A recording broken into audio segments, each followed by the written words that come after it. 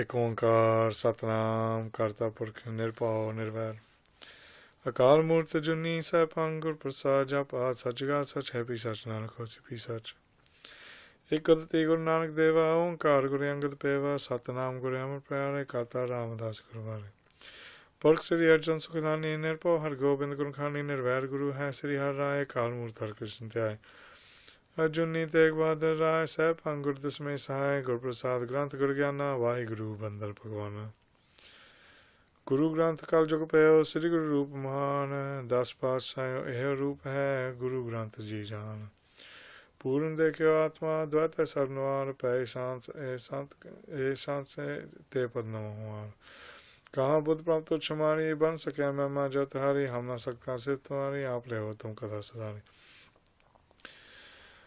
सो कहो टल गुरु सेविय एहन सहज सुभाए दर्शन पर से गुरु के जन्म मरण दुख जाए दर्शन पर से गुरु के जन्म मरण दुख जाए। सतनाम श्री वाहिगुरु साहिब जी। एक ओंकार सतनाम करता पुरख निरभਉ निर्वैर अकाल मूरत अजूनी सैभं गुर प्रसाद जप आद सच जुगाद सच है भी सच नानक होसी भी सच। वाहिगुरु जी का खालसा वाहिगुरु जी की फतेह। वाहिगुरु जी का खालसा वाहिगुरु जी फतेह। संगत प्यारे Guru Roop Sad Sangat, we are continuing on with the definitions of the Sri Japji Sahib. 9 videos in, we have now covered the basic definitions and we have covered the in-depth definitions of Ik Oankar. We've gone through Ik, and in the last 2 videos we've gone through the 9 main definitions of Oankar, and now we're going to continue on with the Sri Japji Sahib. Sat. The first word that enters after Ik Oankar is Sat. Satnam is written together, but we've broken it down here because we're going to break down the definitions of Sat first. Like I've stated before in a previous video, that Ik Oankar is the mantra that is the root of Gurbani. It's known as the root incantation. It is the incantation that starts everything. It's the root mantra. It is known as the Bij mantra. It is what is seeded within an individual, and it is also the invocation. It's an invocation in order to understand that this text you are about to read, this Bani from Sri Guru Granth Sahib, this Dargahi Bani within the divine presence of the Guru, talks about one thing, and that is one God. That's what Ik Oankar is. It is the invocation. Now the actual text of Sri Guru Granth Sahib Ji starts here, Satnam. At Sat it starts. And like I've stated before, here the term Sat is used first. The letter S, Sasa, is used. And according to, if you have a look at Kavi Santokh Singh Ji's Granth, Surj Prakash, if you read Tira Singh Nirmala, Sant Tira Singh Nirmala's Granth on the Vivek Pradipka, his commentary on there, and you read other Granths with regards to how a text is made and how it is made up, and how what parts need to be in there, appendices have to be in there. It states that the first letter and last letter of a text should be the same. And here we start off with Sasa as the letter. And at the end of the Sri Ragmala, we get Atara Das Bis. The Gurbani ends with a Sasa. Now, not getting into the Ragmala debate, I've written about it, there are books about it, other people have written about it, there are books against the Ragmala debate. It's something that can be covered later. I think, to be honest, Bhai Sukhjeevan Singh has covered it enough, and the Sevadars from Gurmukhi Babek from the Akhand Kirtani Jatha have covered it enough. I don't think I need to elaborate it on any further. There are those people who believe in Ragmala as being Gurbani. There are those people who don't consider Ragmala as Gurbani. That's an argument for themselves. Your personal view, my personal view is recite Gurbani. Most of those people who argue over it don't actually believe in any Gurbani and are just looking for some reason to break up the Sikh community. But here we're going to continue on. Sat. So it's pronounced Sat. The first definition of Sat is that God is true in the Trekar, within the three time spaces, within the past, the present, and the future. God's form is continuous. The form of God never changes. It does not get old, does not get young, does not die, does not succumb to illness. It is a constant. Within the three time frames, it stays constant and does not succumb to any death. The second definition for Sat is one that gives support to all. The third definition of Sat is where Maya, the illusion, or if you, depending, right, I have to explain this now. There are some forms of Vedanta that state that Maya is an illusion, complete illusion. The Shankara, Adi Shankara, was a great reformer with Vedanta, and he wrote within his text that there is one God, Ek Brahm, and everything else is Maya. He says everything else is an illusion. And then you get Ramanuj, who writes completely different. He states that there is one God, but Maya becomes the creative force rather than an illusion. It isn't separate, it is part of the same. It is God's arms and feet and hands creating everything. God uses Maya as an ability to create everything and destroy everything. That is mirrored through the teachings of the Sufis. Ibn Arabi was born in Seville. He later went towards the east. He went and stayed in Mecca. He was taught in Medina, and then from Medina he went off towards the Indus Plain. He went up to the Khyber Pass, stayed towards North Pakistan, and then went into India itself. And when in India, he taught a theory called the Wadat al-Wujud. And what the Wadat al-Wujud states is exactly the same as Ramanuja's theory of monism, complete monism, where God is everything. Everything is God. Everything you see is God. There is no difference. What you are seeing is God. And God is in the existence of all. And it is very, very, very similar to Vedanta. Actually, to be quite honest, it seems to be one and the same. Obviously, but then you get somebody like Ahmed Sarhandi. What he does is he actually lived in Sarhand, where the Shorty Sahibzade were later martyred. He lived in Sarhand, and he was a Sufi from a group called the Naqshbandi. The Naqshbandi are the only Sufi order, well, the main Sufi order, that go back to Abu Bakr as a caliphate rather than Ali as the caliph after Muhammad. And he found that this theory by Arabi, the Wadat al-Wujud, as being dangerous. It's basically stating that the theory of Vedanta and Shia philosophy and Sufi philosophy is one and the same. And he was worried that this would cause basically no debate. It would cause both faiths to be considered one and the same, the Sanatan Math and the Abrahamic faiths. If you read Sarhandi's background, he was very much against this, and he at the time hated what the Mughal Emperor Akbar was doing,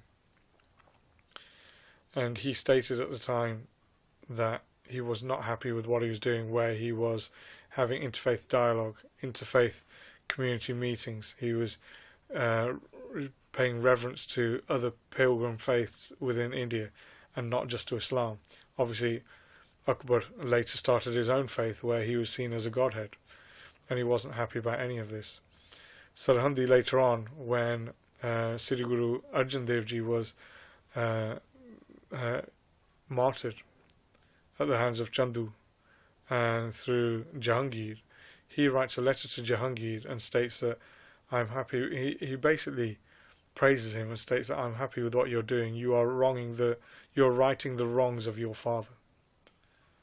And this is somebody who's got a mausoleum to him a couple of miles away, about 3 miles away from Fatehgarh Sahib. But most Sikhs don't know about this person who hated the Guru and the tenets of the Guru at the time.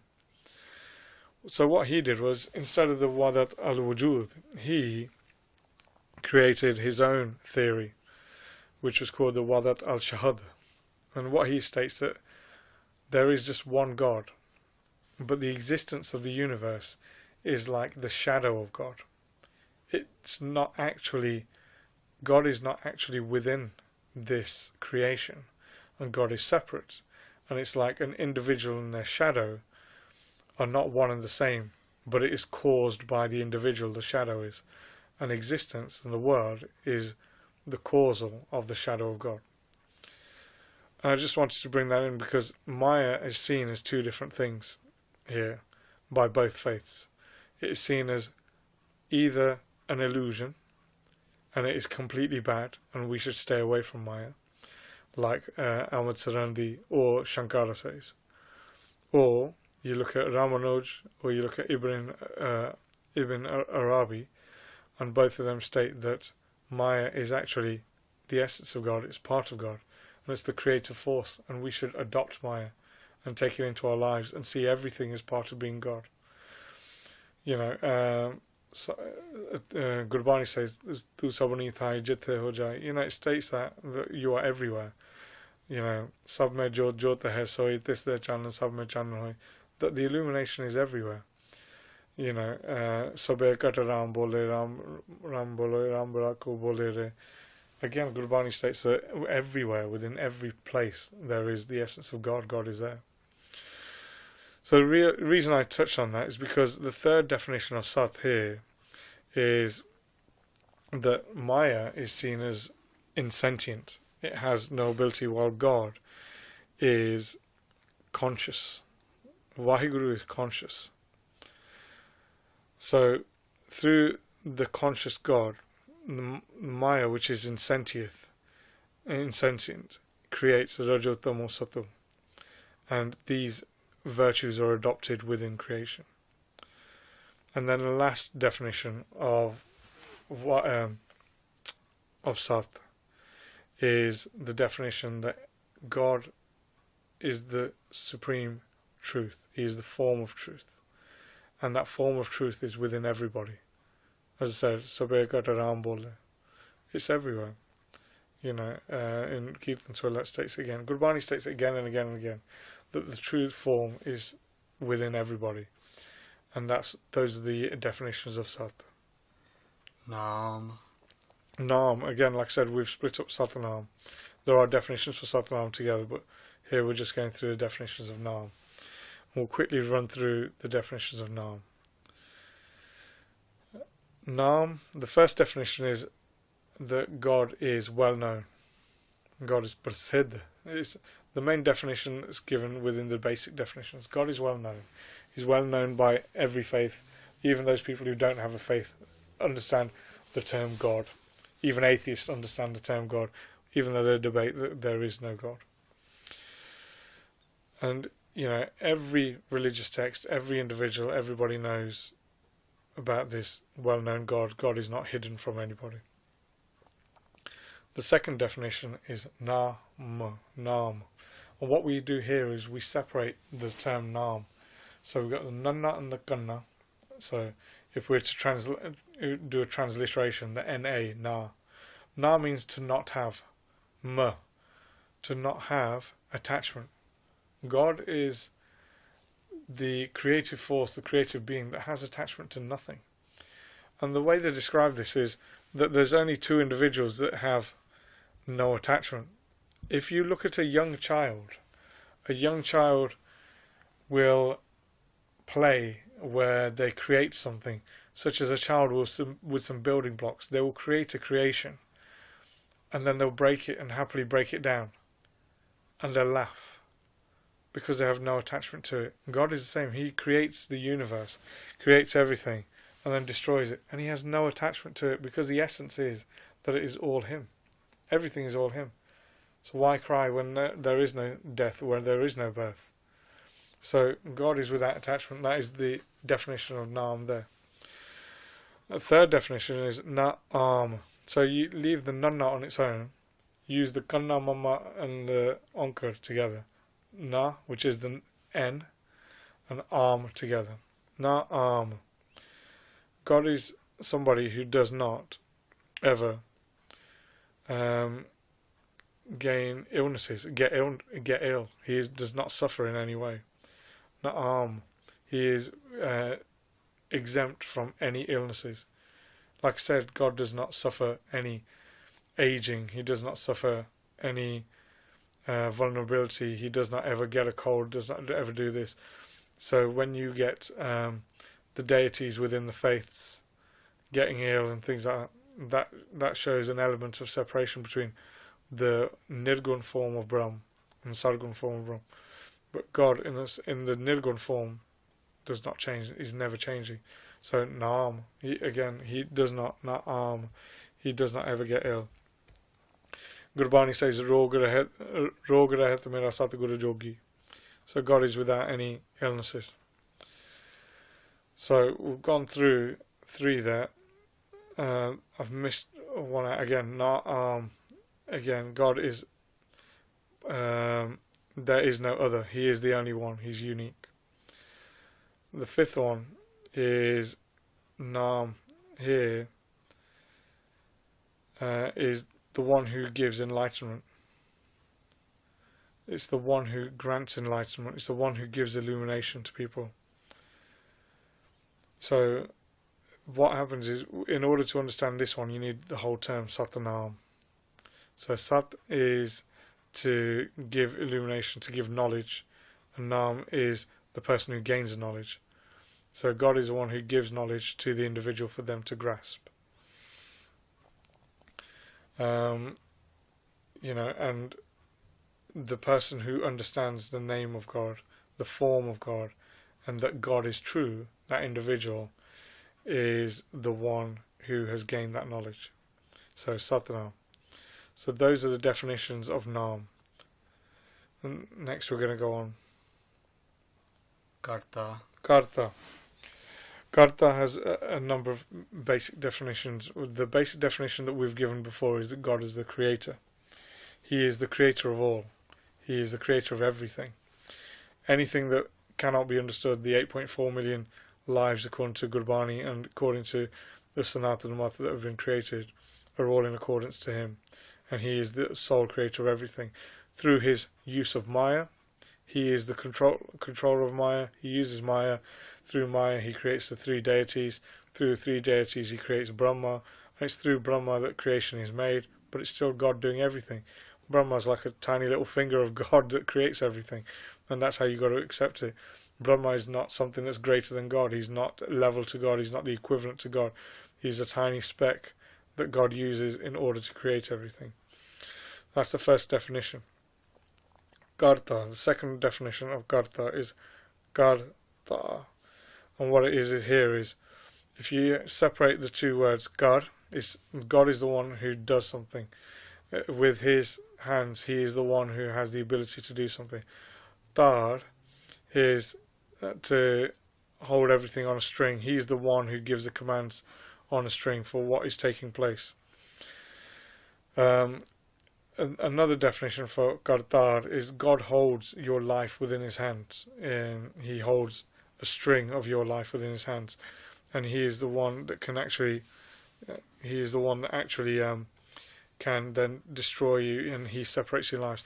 Within the old Greek mythology theories, there's the story that you have the 3 blind women who hold a person's life within their hands, and when the time comes, they basically just cut a string, and that defines a person's death, and they die there. It is the same here, and it's quite strange that you get Greek crossover within Sanatana faith as well. That's put down to Alexander the Great later on coming into the Indus region. Whether that happened or not is a different story. But yeah, Kartar, basically he's the one that is able to cut a person's life. The third definition here is he is the doer. He does everything. He is the one who does everything. He is the causal form for everything that takes place. And he is the one within his hand who uses his hands to save an individual, to save them and carry them across this worldly ocean. So, within this quick video, we have gone through some definitions for Sat, Nam, and Karta. And we are now going to leave the Gurbani there, and next time we'll start again with Burk, or we might have got more definitions of Karta. We do have another definition of Karta. We'll do that quickly next time, but we'll leave that there now. Vaheguru Ji Ka Khalsa, Vaheguru Ji Ki Fateh. He Gobind, He Gopal, He Dayal Lal, Prananath Nath Sakhe Deena Dardaneva, He Samrat Agam Purana Mohe Meatar, Andhakoopa Mahapyan Nanak Pare Utar, Aye Prabhu Sarnagati Kirpane Dayal, एक अखर हर मन वस्त है नानक हो धन्य हाल वाहिगुरु नाम जहाज है चले सो तरे पार जो श्रद्धा कर सेव दे गुरु पारे उतार नहार जो श्रद्धा कर सेव दे गुरु पारे उतार नहार वाहिगुरु जी का खालसा वाहिगुरु जी की फतेह।